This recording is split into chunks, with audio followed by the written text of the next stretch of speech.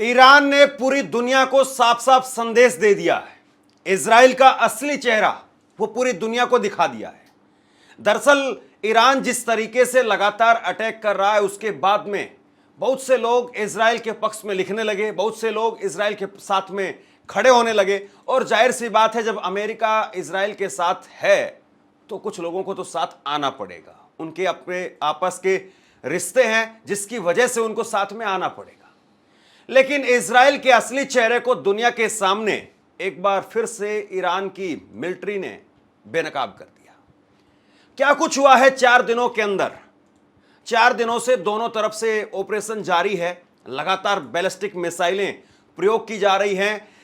एक तरफ ईरान तेल अवीव इजराइल की राजधानी वहां पर मार कर रहा है, तो दूसरी तरफ इजराइल भी लगातार ईरान में धमाके कर रहा है। तो बीते 4 दिनों के अंदर क्या कुछ हुआ है, इस पर भी बात करेंगे। और इसके साथ साथ एक बहुत बड़ी खबर जिसमें रॉयटर्स एजेंसी ने, न्यूज एजेंसी ने यह कहा है, दावा किया है कि सबसे बड़े लीडर यानी सर्वोच्च लीडर ईरान के खामेनेई, उनको मारने के लिए पूरी प्लानिंग कर चुका था इजराइल। और इस बारे में उन्होंने अमेरिका को भी बता दिया था, लेकिन अमेरिका ने ऐन वक्त पर अपने हाथ पीछे खींच लिए। अमेरिका ने वीटो पावर लगा दिया कि आप ऐसा नहीं करोगे। अब ये पता नहीं मनगढ़ंत कहानी है या प्रेशर बनाने के लिए इस प्रकार की कहानी गढ़ी गई है, या सच में इजराइल इतनी बड़ी हिमाकत कर सकता है, यह भी अपने आप में बड़ा सवाल है। क्योंकि अगर खामेनेई को कुछ हुआ तो निश्चित तौर पर फिर उसका एक बड़ा उबाल वो ईरान में देखने को मिलेगा, और फिर उसके बाद में एक भारी बवाल वो इजराइल में देखने को मिलेगा। तो इतना आसान तो नहीं है खामेनेई तक पहुंचना और खामेनेई को मारना, लेकिन इजराइल की तरफ से जो दावा किया गया वो अपने आप में बेहद चौंकाने वाला है। 4 दिनों के अपडेट पर भी बात करेंगे कि अभी तक कहां कहां पर क्या क्या हो चुका है, लेकिन उससे पहले जो दावा किया गया है वो मैं आपके सामने रखता हूं। डोनाल्ड ट्रंप का भी इस पर एक लेटेस्ट बयान आया है, उस पर भी बात करेंगे। उससे पहले आप ये ईरान की मिलिट्री की तरफ से ट्वीट किया गया है 16 जून को, यानी आज 16 जून 9:26 पर, आज सुबह, और इसमें उन्होंने गाजा की ताजा हालात की एक तस्वीर जो है वो साझा करते हुए, एक वीडियो साझा करते हुए लिखा है कि पूरी दुनिया जो है वो देख ले कि इजराइल ने किस तरीके से नरसंहार किया। और जब इजराइल ने नरसंहार किया तो दुनिया चुप रही, और अब वो हमें नैतिकता के बारे में उपदेश दे रहे हैं। ये जो है वो ईरान की तरफ से कहा गया है। तो यानी ईरान जो है वो इस बात को कह रहा है कि अब हम अगर आगे बढ़ेंगे, नुकसान करेंगे, तो इसके लिए आप हमें दोष मत देना, क्योंकि इजराइल ने इसकी शुरुआत की थी। आज चौथा दिन है इस जंग का। 13 जून को पहली बार शुक्रवार को इजराइल की तरफ से वार किया जाता है, जिसको ऑपरेशन राइजिंग लायन का नाम दिया गया। और उसमें बड़ा जो है नुकसान ईरान का हुआ, लेकिन ईरान ने भी पलटवार किया और ईरान ने ट्रुथ टू प्रोमिस एक ऑपरेशन की जो है वो घोषणा कर दी, और वहां से ऑपरेशन लॉन्च कर दिया। और उसके बाद में ताबड़तोड़ एक के बाद एक अटैक वो इजराइल पर होने लगे। अब सबसे बड़ा जो दावा किया गया है रॉयटर्स का, वो आप खबर देखिए। ये आज तक ने भी इसको लिखा है, कई सारी वेबसाइट पर रॉयटर्स के हवाले से हिंदी में ये खबर लगी हुई है कि ईरान के सुप्रीम लीडर खामेनेई की हत्या की प्लानिंग कर रहा था इजराइल, ट्रंप ने लगाया वीटो पावर। तो ये जो है इसमें कहा जा रहा है कि पूरी तैयारी हो चुकी थी और इजराइल खामेनेई को मारने के लिए आगे बढ़ रहा था। अमेरिका के राष्ट्रपति डोनाल्ड ट्रंप ने इजराइल की उस योजना पर वीटो लगा दिया जिसमें ईरान के सर्वोच्च नेता अयातुल्ला अली खामेनेई की हत्या की साजिश रची गई थी।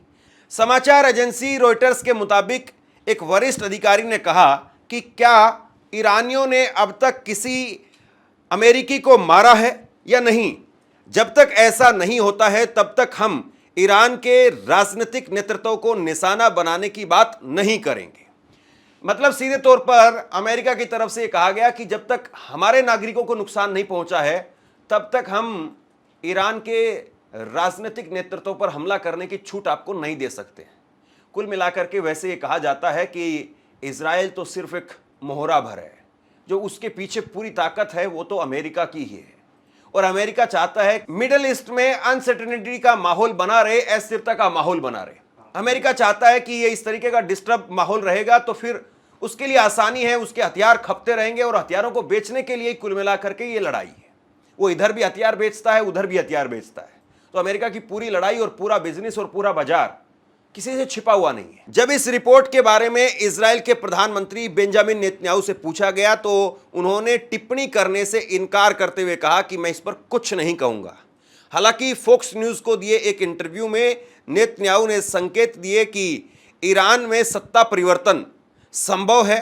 उन्होंने यह भी बताया कि हमलों से पहले ट्रंप को सूचित कर दिया गया था। अब आप देखिए, दो देशों के बीच में अगर हमला हो रहा है, दो देश एक दूसरे पर पलटवार कर रहे हैं, अटैक कर रहे हैं, तो अमेरिका को बताना और अमेरिका से अनुमति लेना, इसका क्या मतलब है?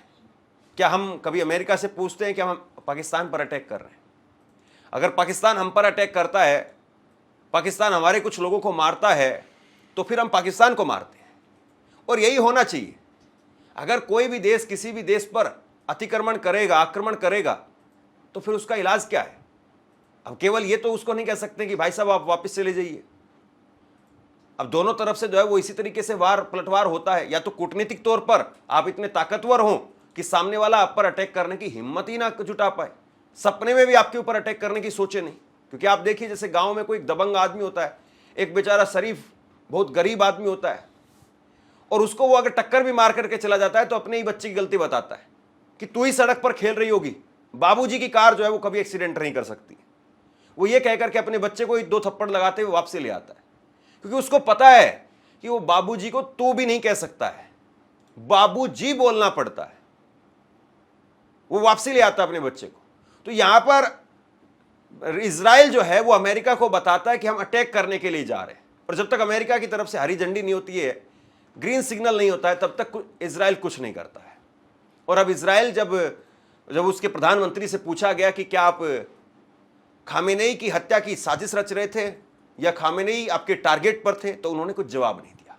अब इसको दो तरीके से आप समझ सकते हैं। एक तो ये कहा जा सकता है कि ये जवाब ना दे करके वो इस कंफ्यूजन को लगातार चाहते हैं कि बनी रहे, और इससे जो है कहीं ना कहीं उनके सैनिकों का मोराल जो है वो थोड़ा सा ऊंचा रहे कि हाँ, हम खामेनेई को टारगेट करने के बारे में सोच रहे हैं। और दूसरा ये है कि वो इस बात को कह करके अपने आप को बैकफुट पर नहीं धकेलना चाहते हैं, क्योंकि फिर ये लिखा जाएगा कि वो खामेनेई से डर गए। तो इसीलिए उन्होंने चुप्पी साधी, और जिस चुप्पी में ही वो अपने लिए फायदा देख रहे थे। लेकिन सबसे बड़ी बात यह है कि क्या वाकई इजराइल इतनी हिम्मत, इतनी हिमाकत कर सकता है कि वो खामेनेई को टारगेट कर दे? खामेनेई को टारगेट करना यानी इस वक्त में, मौजूदा वक्त में, पूरे ईरान को और उसके साथ साथ ईरान के जितने भी साझेदार हैं, साथी हैं, उन सब को अपने ऊपर अटैक के लिए ललकारना। और इजराइल इस वक्त में जानता है कि चीन और रूस वो पूरी तरह से ईरान के साथ है। आपके साथ में अमेरिका है, इजराइल के साथ अमेरिका है, लेकिन दूसरी तरफ दो बड़ी महाशक्तियां रूस और चीन, वो दोनों ईरान के साथ है, खुल करके। तो ऐसे में अगर खामेनेई को टारगेट किया गया तो फिर वो बहुत भारी पड़ सकता है। लेकिन खैर, ये खबर लगी है तो मैं आपको बता रहा हूं। ट्रंप ने एक और जहां ईरान को चेतावनी दी, वहीं दूसरी ओर कूटनीति का दरवाजा भी खोल रखा है। उन्होंने ट्रुथ सोशल पर लिखा कि अगर हम किसी भी उन्होंने ट्रुथ सोशल पर लिखा कि अगर हम पर किसी भी प्रकार का हमला होता है तो अमेरिकी सेना की पूरी ताकत और शक्ति ईरान पर ऐसे बरसेगी जैसे पहले कभी भी नहीं देखी गई।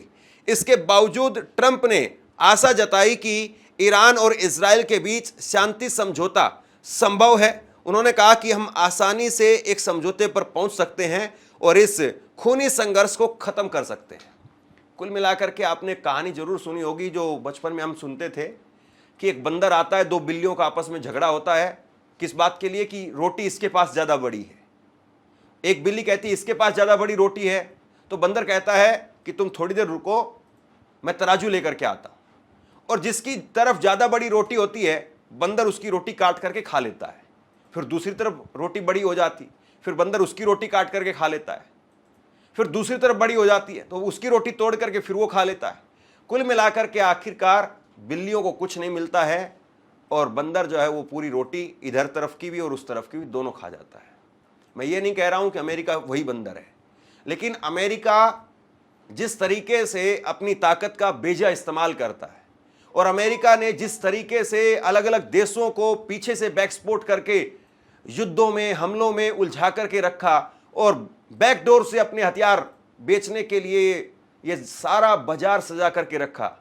दुनिया भर में इसमें कई लेख आपको मिल जाएंगे, अलग अलग आर्टिकल्स आपको मिल जाएंगे कि अमेरिका ने किस तरीके से कैसे कैसे क्या क्या तांडव किया है और अलग अलग हमले जहां पर हुए हैं उनके पीछे अमेरिका का हाथ रहा है। ये बहुत सारे आर्टिकल जो है वो आप अगर पढ़ेंगे तो आपको मिल जाएगा। अलग अलग देशों के अलग अलग मसले रहे और उनमें पीछे जो अदृश्य शक्ति रही वो अमेरिका रही। डोनाल्ड ट्रंप ने कहा कि वह इजराइल और ईरान के बीच उसी तरह से समझौता कराने की कोशिश कर रहे हैं जैसा समझौता उन्होंने भारत और पाकिस्तान के बीच मई में सैन्य टकराव के दौरान कराया था। ट्रुथ सोशल पोस्ट पर अपने मैसेज में ट्रंप ने बताया कि इजराइल और ईरान के बीच में समझौता कराने के सिलसिले में फोन पर बहुत सारी बातें और बैठकें हो रही हैं। ट्रंप ने पूर्ववर्ती राष्ट्रपति जो बाइडेन पर प्रहार करते हुए कहा कि उनके कार्यकाल में कई मूर्खतापूर्ण निर्णयों के कारण स्थिति बिगड़ी, उन्हें भी पटरी पर लाने की कोशिश कर रहे हैं। उम्मीद है कि इजराइल और ईरान में जल्द शांति कायम होगी।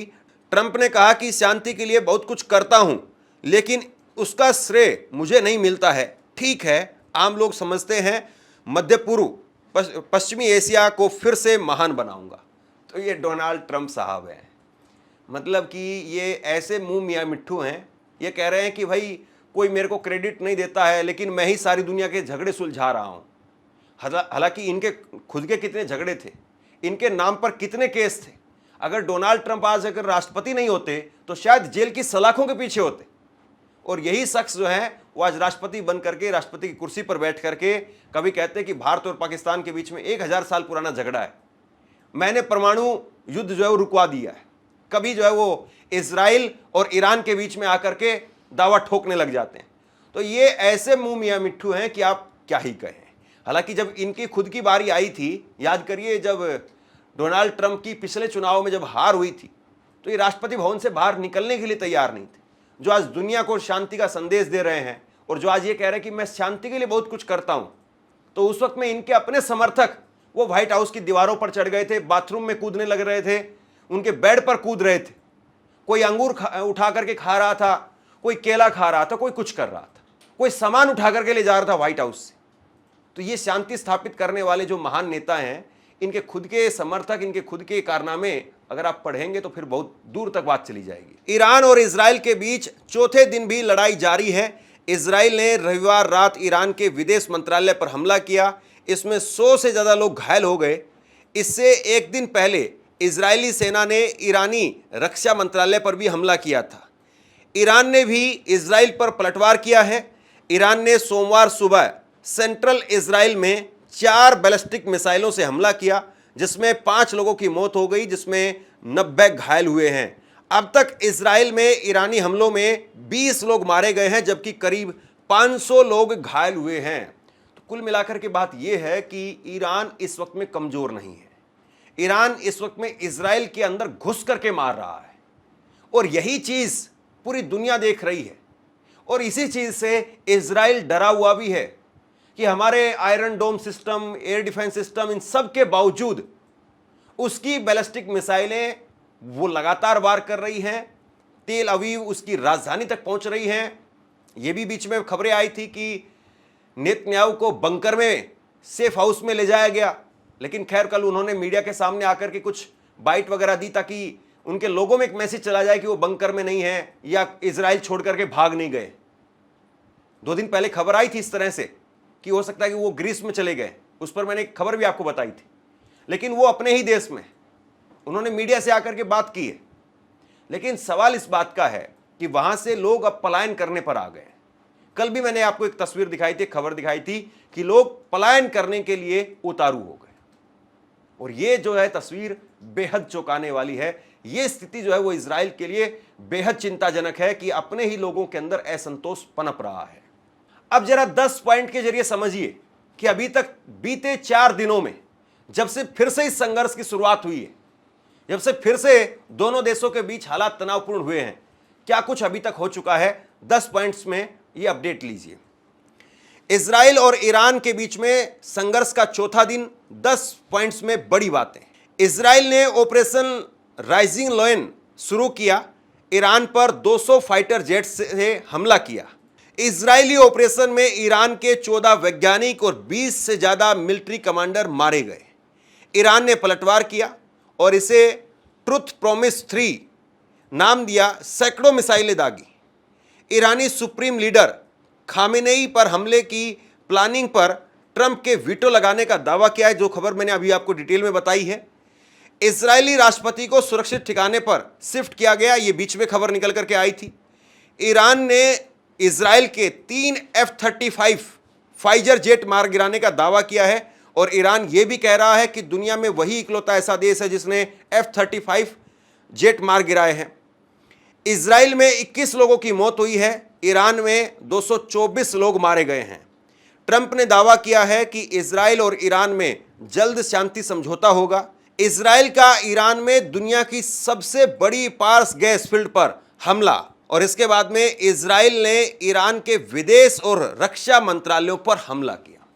तो कुल मिलाकर के स्थिति यह है कि दोनों तरफ से हालात बेहद तनावपूर्ण हैं और ऐसे में कौन किस पर भारी पड़ता है, या फिर ये जो तनावपूर्ण हालात हैं वो वाकई को एक निर्णायक और बड़ी लड़ाई की तरफ आगे बढ़ रहे हैं क्या? जिस तरीके से दोनों देशों के बीच में संघर्ष, ये तनाव बढ़ता जा रहा है, क्या कुछ वाकई बहुत बड़ा होने वाला है?